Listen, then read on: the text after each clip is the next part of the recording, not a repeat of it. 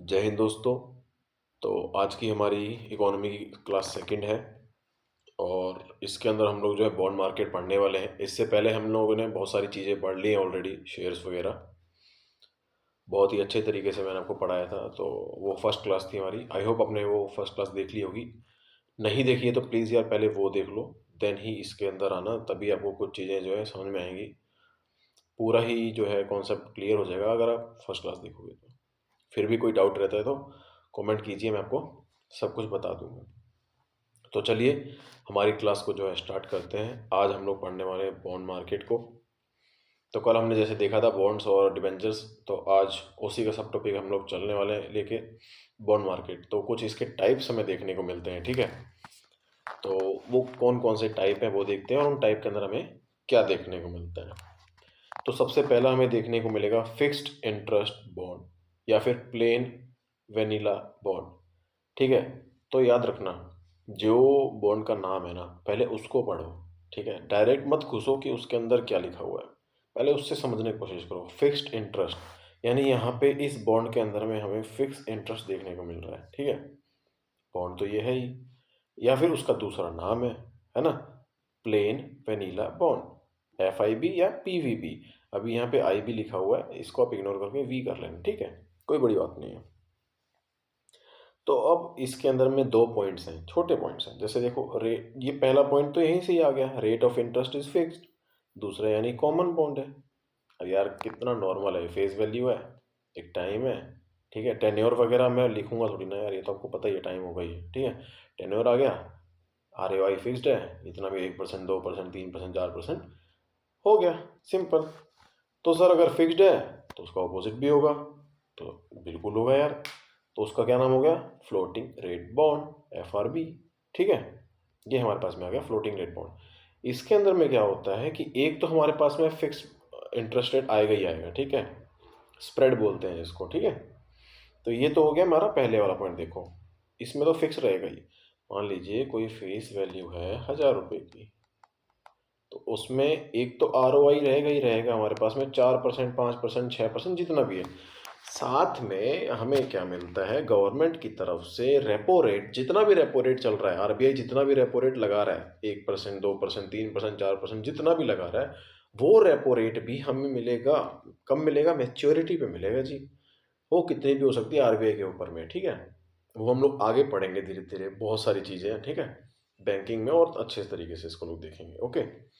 तो ये भी हो गया हमारा बैंक रेट या फिर रेपो रेट, समझ गए। यानी अगर 4% मिल रहा है तो प्लस जितना भी हमें रेपो रेट देखने को मिलेगा ना, वो उसके अंदर ऐड हो जाएगा। आपके साथ में प्रिंसिपल अमाउंट आ गया 1000 रुपये, उसके साथ में ऐड होकर आपके पास में आ जाए। तो ये हमारा हो गया फ्लोटिंग रेट। चलिए आगे बढ़ने से पहले दोस्तों मैं आपको एक चीज़ बता देता हूँ, हमारी जो वीडियोस है ना वो शॉर्ट रहेंगी, ठीक है, ताकि आप लोगों को ज़्यादा बर्डन ना पड़े दिमाग पे और जल्दी जल्दी चीज़ों को पढ़ने लग जाओ।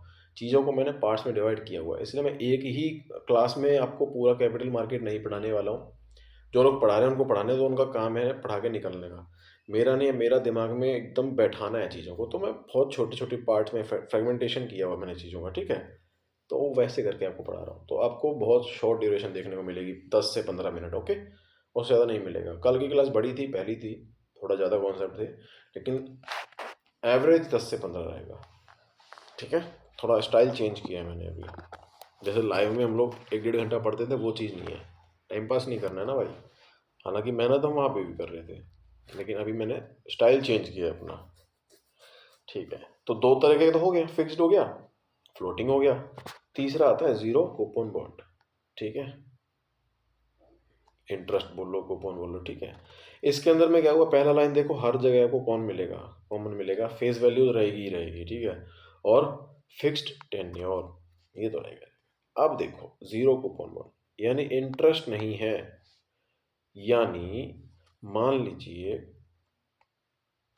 अगर हमारे पास में फेस वैल्यू आ गई कोई भी 1000 रुपये, तो उस पर कोई भी इंटरेस्ट रेट आपको देखने को नहीं मिलेगा, ठीक है। तो सर फिर क्यों दे रहे हैं ये लोग, मैं आपको बताता हूँ। इसका सेकंड पॉइंट पढ़ो, sold at discounted price from its actual value, है ना, एक्चुअल वैल्यू से डिस्काउंटेड प्राइस हो जाएगा। मान लीजिए फेस वैल्यू उसकी अगर 1K थी, 1000 रुपये थी, तो ये आपको मार्केट में देखने को मिलेगा 900 रुपये का, ठीक है। अब क्या सीन है पता है, इसको भी लोग लेते हैं, क्योंकि अगर आप देखा जाए तो भाई साहब 10% का सीधा फायदा है मैच्योरिटी पे, तो लोग इसको भी लेते हैं, ठीक है, इसमें भी कोई नुकसान नहीं है। तो ये हमारे पास, मैं आपको टाइप बता रहा हूँ, क्या कैसे क्यों वो सब यूपीएससी में अपने लिख के आ जाएंगे। अभी हमें यहाँ पे कुछ शेयर मार्केट में नहीं बैठना है, लेकिन बहुत ज़्यादा बस यूपीएससी इतना पढ़ लो ताकि एग्ज़ाम निकल जाए। हाँ, हमें पता है कि भाई जीरो कूपन बॉन्ड नाम की कोई चीज़ होती है, ठीक है, गवर्नमेंट निकालती है, ये सब हमें पता होना चाहिए। अभी देखो इसमें एक नोट भी लिखा है, T bills are GCBs sold by RBI through auctions at discounted price. तो आरबीआई इसको इशू करता है, ठीक है, तो इनको ट्रेजरी बिल्स भी बोलते हैं। अब उसका ही एक अलग भाई डीप डिस्काउंटेड बॉन्ड, यहाँ तो डिस्काउंट मिल रहा था, डीप डिस्काउंटेड बॉन्ड मतलब भाई 1000 रुपये का माल था, उसने कहा मैं तो 500 रुपये में दूंगा, ये ऑक्शन हुआ, उसने 500 रुपये में उठा लिया। तो बहुत ज़्यादा डिस्काउंट पे देते हैं जो, वो डीप डिस्काउंट होते हैं। लेकिन अब वो आपको कल एक मैंने ना स्टोरी बताई थी कि अगर कोई चीज़ आपसे ले रहे हैं तो थोड़ा कुछ देना ही पड़ेगा। अगर आपको इतना डिस्काउंट मिल रहा है ना, तो भाई उसकी मैच्योरिटी 1 साल की नहीं होगी, 1.5 साल की नहीं होगी, है ना, एटलीस्ट 5 ईयर की तो होगी ही होगी, ठीक है, समझ गए। अब आते हैं अगले पे, फॉरेन करेंसी कन्वर्टेबल बॉन्ड। जिन्होंने कल की क्लास लिया उनको समझ में आ गया होगा कन्वर्टेबल बॉन्ड्स देख के ही, ठीक है। तो ये हो गए फॉरेन करेंसी, काटो इसको, तोड़ो इसको, मैंने क्या कहा था, पढ़ो उसको, मत जाओ अंदर। तो फॉरेन करेंसी कन्वर्टेबल बॉन्ड्स, ऐसे बॉन्ड जो कि फॉरेन करेंसी के अंदर डील हो रहे हैं, फॉरेन के लिए ग्लोबल मार्केट के अंदर में ऐसे बॉन्ड्स को इशू किया जा रहा है, ठीक है। तो इसकी भी अब देखो भाई, ग्लोबल मार्केट ऐसा तो है नहीं आजकल के लिए 2 दिन के लिए इशू कर दिया और आ गया, नहीं है, ऐसा तो है नहीं, हमको डॉलर चाहिए ना, अपनों को इंडिया में डॉलर चाहिए भाई, इसीलिए तो कर रहे हैं। अगर मैं आपको फेस वैल्यू अगर मान लो $1000 करूँगा तो $1000 इंडिया में आ गया। इंटरेस्ट रेट बाद की बातें हैं, छोड़ो उनको, हम जब देंगे सो देंगे, लेकिन उससे हम लोग अपना इंफ्रास्ट्रक्चर डेवलपमेंट वो सब भी करेंगे ना, हमारा करेंसी वगैरह का जो डेप्रीशिएशन हुआ है उसको भी तो फिक्स करेंगे। मैं आपको इन्फ्लेशन वगैरह पढ़ाऊंगा ना, तब ये सब चीज़ें बता दूंगा, डेप्रीशिएशन अप्रिशिएशन, है ना। तो आप वेट कीजिए, वो सब चीज़ें अपनी आएंगी। अभी मैंने कैपिटल मार्केट से चालू किया है, तो कुछ चीज़ें हैं उनको होल्ड पे रखते हैं। 5 साल इसका भी हो गया, सेबी ऑब्वियसली एंड आरबीआई है, दोनों रेगुलेटर बॉडी है, ठीक है, डन है। उसके बाद में फॉरेन करेंसी बॉन्ड, देखो ये कन्वर्टेबल था, तो मैंने कल आपको एक कन्वर्टेबल का रूल बताया था कि भाई मैच्योरिटी पीरियड के बाद में अगर अगर कस्टमर चाहे अगर कस्टमर चाहे तो इक्विटी शेयर के अंदर में इसको चेंज कर सकता है, ठीक है। कैसे कर सकता है, कोई एक चीज़ होती है उसके अंदर वो लगता है, तो मुझे कमेंट सेक्शन में बताओ, मैं भी देखता हूँ आप देख भी रहे हो नहीं देख रहे हो।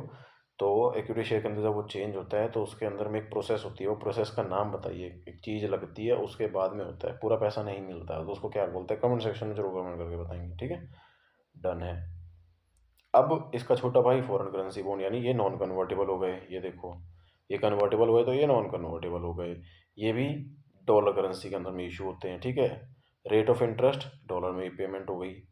अब देखो ये क्या लिखा, F C C B and F C B are use when there is less dollar compare to rupees, means situation to control rupee depreciation and inflation. ये पॉइंट्स अगर आपको नहीं समझ आ रहे तो छोड़ दो, मैं आपको बाद में पढ़ा दूंगा, ठीक है।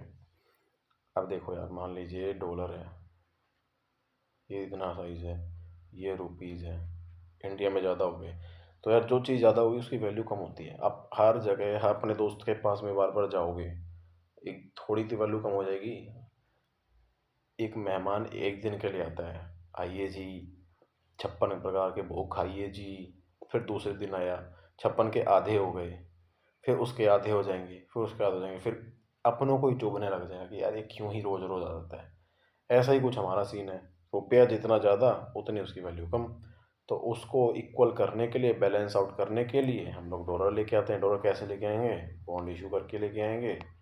बॉन्ड कौन से लगेंगे, फॉरेन करेंसी बॉन्ड लगेंगे, बात खत्म हो गया। कन्वर्टेबल या फिर नॉन कन्वर्टेबल बॉन्ड्स लग जाएंगे, ओके, डन है, कोई दिक्कत नहीं है। बाद में हमारे पास में एक और आता है, वो होता है इन्फ्लेशन इंडेक्स बॉन्ड्स। ये क्या है, पढ़ लो इसको भाई। Provides compensation for inflation on both principal and interest. Okay, ठीक है भाई। दूसरी लाइन क्या बोलते हैं? Useful for government, the cost of borrowing is low for the government in IIPs. क्या मतलब हुआ इसका? देखो, मान लीजिए हमारे पास में एक बॉन्ड है, मैं आपको यहाँ पे समझाता हूँ। इसको समझाओगे ना तो बड़ा मजा आएगा। अभी बहुत लोग, मैंने यूट्यूब पे ना, मैं जब नहीं आती थी चीज़ें बहुत देखता था, लोग नहीं समझाते हैं यार सही से, पता नहीं उनको खुद नहीं आता है या फिर वो चाहते नहीं है कि हम समझाएं। मान लीजिए हमारे पास में एक बॉन्ड है, उसकी फेस वैल्यू, ये लो लिख भी देता हूँ, 1000 रुपये है। ठीक है, कहाँ गया? तो एक तो हमें इसके ऊपर में मान लीजिए इंटरेस्ट मिल रहा है, ये आई से समझ लीजिए, मान लीजिए 4% का इंटरेस्ट हमें मान लीजिए मिल ही रहा है। लेकिन कल को अगर भाई इसमें ऐसा होता है कि कल को अगर इसमें इन्फ्लेशन बढ़ गया तो यार फिर वो 4% की वैल्यू तो रही नहीं ना, है ना? वो वैल्यू तो बची ही नहीं फिर भाई, वो तो वैल्यू चली गई। तो इसमें गवर्नमेंट क्या करती है, जो जितना भी इन्फ्लेशन होता है ना उसको माइनस करके आपके प्रिंसिपल में ऐड कर देती है। यानी principal plus interest plus inflation price, जितना भी हमारे पास में इन्फ्लेशन का राइज होता है वो हमें ऐड होके इसके अंदर में मिल जाता है। तो इसके अंदर कोई भी दिक्कत अभी तक किसी को आ रही है? मुझे बता दो भाई, ऐसा कुछ भी इसके अंदर नहीं है। ठीक है, कमेंट सेक्शन में ज़रूर कमेंट कर देना अगर आपको अभी भी कुछ नहीं समझ में आया हो, तो मैं आपको समझा दूंगा। कमेंट सेक्शन आपके लिए खुला हुआ है, ठीक है, कोई दिक्कत नहीं है किसी को। तो चलिए फिर आज यहीं रैप अप करते हैं हमारी क्लास को। कल फिर से मिलेंगे एक नए कॉन्सेप्ट के साथ में। कैपिटल मार्केट अभी हमारा चल ही रहा है, तो उसमें अभी कोई अभी ख़त्म नहीं हुआ है, लेकिन बहुत जल्दी ख़त्म करेंगे। तो आई होप आपको सब कुछ समझ में आ गया होगा। तो आज के लिए बस इतना ही था, मिलते हैं कल एक नए कॉन्सेप्ट के साथ में। जय हिंद, जय भारत।